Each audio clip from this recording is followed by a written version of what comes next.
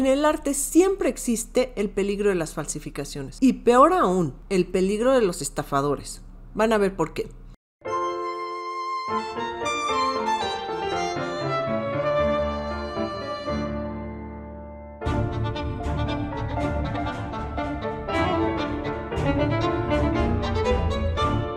En el Museo Alemán de Ciencia en Múnich, Alemania, un empleado de 24 años, o sea, un zope, con poca vergüenza y menos inteligencia, se robó 4 pinturas y las sustituyó con burdas falsificaciones. Miren, las noticias no especifican quién hizo las falsificaciones porque generalmente le dan seguimiento a todo eso, pero están tan mal hechas, o sea, es tan pésima la calidad que no dudo que haya sido el mismo. Las llevó a vender una casa de subasta que, como ustedes saben, hay algunas que no destacan por su decencia, y lo estoy diciendo desde las muy millonarias y que venden así a precios estratosféricos. Ya ven vendiendo los Banksy y haciéndoselos de que ay, lo serruchó, lo metió a la trituradora de papel y no sabíamos, o sea, todas esas historias. Las llevó a vender ahí sus pinturas, las pinturas que se había robado del museo. Se dieron cuenta por la denuncia de un posible comprador, o sea, alguien se interesó por la pintura, la buscó y vio que pertenecía al museo. Entonces entraron a revisar la bodega y vieron que las obras que estaban en la bodega, pues ahí almacenadas, nada tenían que ver con las fotografías de los originales que tenían en los catálogos. Entonces pues ya fue cuando avisaron a la policía y etcétera. La selección de este ladrón pues no tiene mucho criterio. Hay una pieza que es muy bella, la hermosa, se llama La leyenda de la rana y la princesa, de Franz von Stock, de 1891. Ese es este periodo donde se regresó a las fairy tales, a las leyendas de las hadas, y las otras son de Edward von Gutzner y Frank von Defregger, y más otra que no alcanzó este tipo a venderla y la tenía todavía ahí en su casa. Para vergüenza del museo, el empleado, imagínense, afirmó que se las robó porque estaba en shock de lo fácil que era entrar, tomar las obras e irse. Bueno, los robos fueron en 2018 y hasta ahorita el museo se enteró, porque fue todo este proceso de la trató de comprar a alguien más, porque una casa de subasta la vendió y esta ya era la segunda reventa de la misma obra, y fue cuando esta persona se puso a investigar y hizo la denuncia. El museo está especializado en ciencia, así que este acervo, que son obras de arte, son donaciones de coleccionistas. Las almacena y los exhibe en muy raras ocasiones, o sea, son colecciones que tiene ahí guardadas y de préstamo, porque pues como es de tecnología prefieren exhibir, ya saben, teléfonos celulares y ese tipo de cosas. Ya llegó la Ronris, querido público. Bueno, adiós. Lo sorprendente fue que el juez decidió no darle condena porque lo vio muy arrepentido, o sea, los criterios, o sea, eso cómo puede ser un criterio legal. Y bastó con que regresara el dinero de sus robos, porque obviamente pues no puede regresar las obras pues ya las vendieron. Hay varias cosas incomprensibles en este veredicto que nos hace analizar este fenómeno. Un veredicto absurdamente benévolo. Primero, si alguien roba en una tienda o en un banco, detienen a los ladrones incluso con violencia y los llevan ante un juzgado y los meten a la cárcel, o sea, se hace una cosa muy importante, o sea, con un museo no. Segundo, la casa de subasta también debería de ser investigada, pues obviamente por comprar obras sin investigar la procedencia, que es parte del protocolo de toda casa de subasta. Y tercero, la facilidad. O sea, el acervo de un museo está mal custodiado, nunca lo auditan y cuando lo roban, pues los del museo consideran que el dinero lo restituye y no es así. Las obras de arte en general valen más que el dinero, o sea, esto no es una afirmación arbitraria, o sea, valen más que el dinero, porque ustedes, ya que se pierde una obra, pues el dinero no la recupera, o sea, una obra que se quema, aunque el seguro la pague, o que tenga un accidente, o las grandes obras que han sido robadas, de las que ya hemos hablado aquí en este canal, pues los seguros y el dinero no restituyen eso. O sea, las obras son irreparables y son insustituibles. Y porque además es una pena que los generosos coleccionistas donen sus obras y los museos las acumulan y no las cuidan.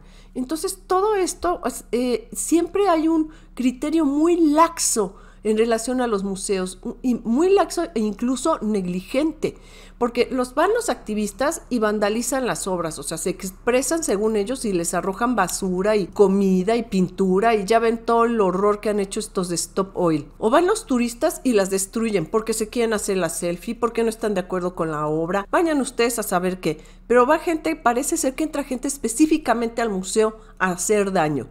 Y luego además los ladrones que son empleados de los museos, como este empleado o como el del British Museum, que se llevó miles de objetos, y los museos como que se quedan así tan tranquilos, incluso la ley, porque como les digo, pues si asaltan un banco, pues detienen a las personas o una tienda. Ustedes no sé, a mí me ha tocado gente que roba en una tienda y los detienen con evidente violencia y tal, y eso no se ve en un museo. Y en el museo pues todo el mundo se queda tan tranquilo, como si resguardaran objetos sin importancia. Ahora, si el museo no valora su acervo, entonces pues tiene personal incapaz de dirigir una institución cultural. Así que veamos. Toda esta historia a qué nos lleva, al margen de la torpeza de estas falsificaciones, pues que hay criterios muy específicos para reconocer si una obra es original o falsa, y que es muy importante que hablemos. 1. Investigar. Es importante analizar y comparar la obra del artista y su trayectoria, que sean consecuentes con la obra que pretenden ustedes adquirir o de la que están investigando. Si aparece en catálogos o si estuvo expuesta o si alguien escribió sobre de ella, toda esa información hay que buscarla. Eso implica la provenance, es decir, la historia de la obra, de a quién perteneció y verificar todas esas fuentes. Entonces, toda esta investigación es muy importante porque, pues, por ejemplo, en estas falsificaciones, pues, eran tan burdas, pero, pues, uno compara cómo pintaba el artista y cómo está esto, pues, ya dices, esto es falso, ¿no? Pero toda esa información hay que reunirla y hay que hacer toda esa investigación alrededor de las obras. Documentos. Las obras generan documentación. Eso es una cosa necesaria, como facturas, avalúos, o aparecen en fotografías familiares o fotografías casuales. Se verifica si fueron expuestas y si esa exposición hizo el documento de la exposición, o por lo menos el museo o el lugar donde se expuso hizo una lista de obra y aparece en la lista de obra. Hay que tratar de reunir los documentos de esa obra. Y si les presentan documentos a ustedes, también verifiquen que los documentos sean verdaderos. Se los digo por experiencia, porque también falsifican los documentos. O sea, a mí me han presentado obras donde los documentos de autentificación son falsos. Obviamente, pues la obra también es falsa. Entonces, es muy interesante. Son investigaciones detectivescas. La firma. Hay que comparar la firma de esa obra con la de otras obras. Debe de ser igual. O sea, ahí sí, de verdad, debe de ser igual. La deben de estudiar muy bien. Hay artistas que firman en lugares distintos y otros que siempre firman en el mismo lugar o en lugares atípicos. Rufino Tamayo, él firmaba arriba sus obras. Hay otros que firmaban en lugares como medio escondidos. Hay que ver eso, y eso debe de ser consecuente con su trayectoria. Incluso hay artistas que utilizan un solo color para firmar sus obras, o por ejemplo en la obra gráfica también las obras se sellan muchas veces, o sea, no solamente se firman, a veces la mayoría se firman con lápiz, otros utilizan un sello. Todo eso hay que estudiar cuando tengan la obra. Materiales. La obra debe estar realizada con los materiales que usaba el artista. O sea, todos los artistas dentro de su trayectoria, y es de las cosas que se estudian, pues obviamente en la historia del arte, cuando estudiamos además la obra verdadera, ¿no? El verdadero arte, pues estudiamos a los artistas y su biografía es la biografía de sus materiales. Los artistas utilizan continuamente un material y van investigando sobre de él, y hay una consecuencia muy clara. Hay unos que siempre utilizaron, no sé, piroxilinas cuando empezaron a investigar sobre eso, o cuando empezaron las pinturas acrílicas, los artistas que fabricaban sus propios óleos.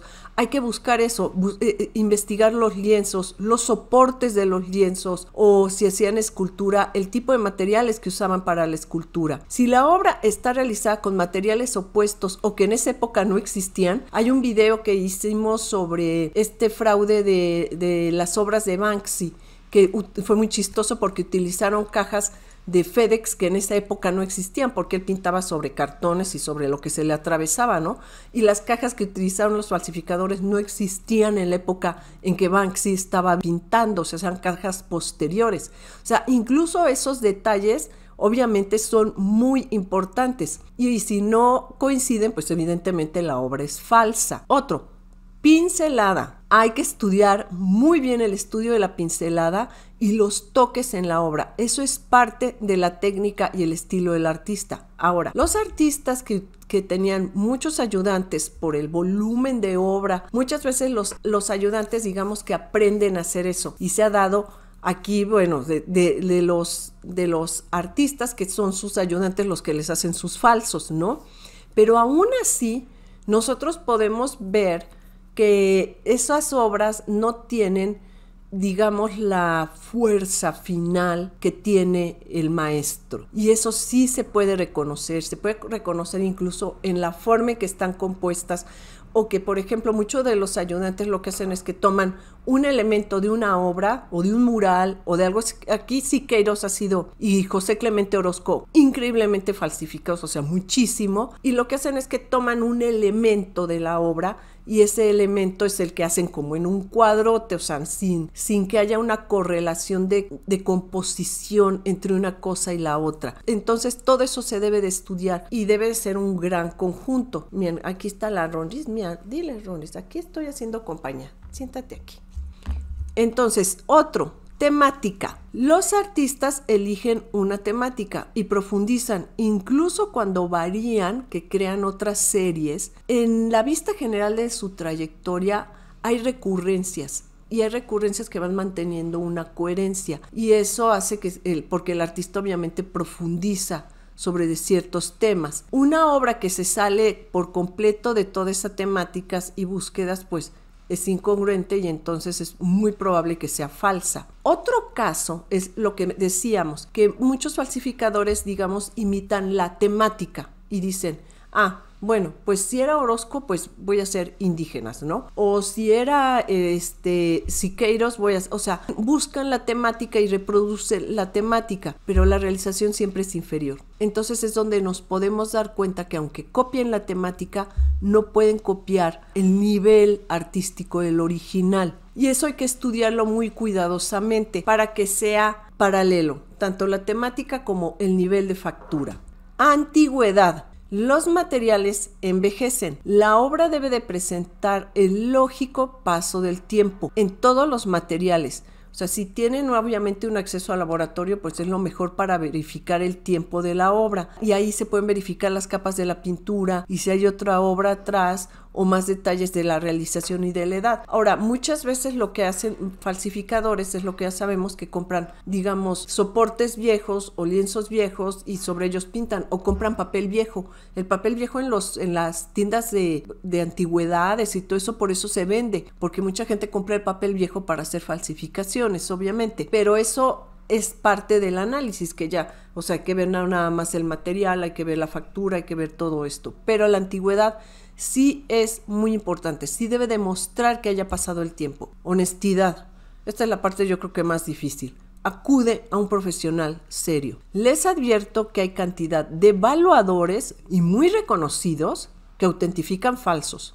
Yo lo he visto. Acudan con un profesional o acudan a una institución, y una institución honesta. O sea, una institución, digo, como un museo o algo así, donde puedan tener acceso al catálogo razonado si es que existe, o puedan tener acceso a otras obras o a investigadores independientes, porque muchísimas casas que se supone que están trabajando en eso, yo lo he visto, sí autentifican falsos. Y he visto que autentifican obras fuera hasta del catálogo razonado, y dices, oye, espérame, o sea, ¿cómo estás autentificando esto? Y sin firmar. Grandes fraudes. Por eso les recomiendo que si compran o venden obras de artistas actuales y vivos, expidan certificados de autenticidad, firmados, fechados y foliados. O sea, una obra que están ustedes comprando o vendiendo ahora mismo, ya, ampárenla con ese certificado, que tenga la fotografía de la obra y toda la información.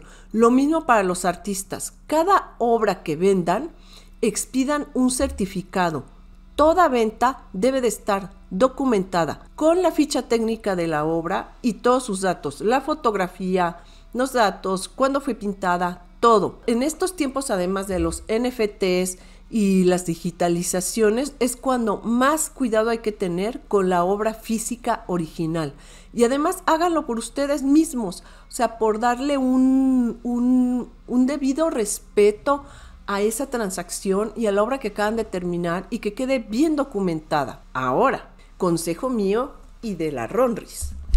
Si no quieren pasar por todo este complicado proceso que implica investigaciones, búsquedas, tiempo, andar ahí, ya les digo, haciendo de Sherlock Holmes del arte y demás, les recomiendo desde este canal, Ronris y yo, un tipo de arte que no pasa por estas dificultades. El arte VIP, video, instalación, performance. ¿Cómo pueden saber si un plátano pegado en la pared es el original o es una falsificación? ¿Cómo pueden saber si la caja de cartón, la bolsa de plástico, las latas vacías, los pedazos de carne son falsificaciones? ¿Quién va a identificar si una montaña de caramelos es la original o es la falsa? Pues no hay manera. En el arte VIP, como no hay originales, bueno, pues tampoco hay falsos. El ladrón de ese museo alemán debió de haber elegido otro tipo de arte para que no lo atrapara la policía, la pura verdad. Porque miren, en el arte VIP, como la mayoría de las obras las rehacen los museos con las instrucciones que dicen, por ejemplo, pinte un punto negro en la pared, poner una manzana en un pedestal, regar sangre en el piso, pues ni siquiera tienen concepto de original y de falso, o sea, todo es sustituible. Entonces ya saben, el día que decidan hacer falsificaciones, el arte VIP les va a permitir burlarse de la ley. Si este video te gustó, da un like, suscríbete, compártelo. Eso nos ayuda mucho que los compartan. Ya tenemos el super me gusta, nos pueden dejar ahí un donativo. Muchas gracias a los que nos han dejado donativos en los otros videos. De verdad, gracias. Y ahí está mi libro, el libro rosa. Lo pueden adquirir en Amazon y aquí en México pues en las librerías. Y nos vemos aquí para seguir hablando de arte. Hasta pronto.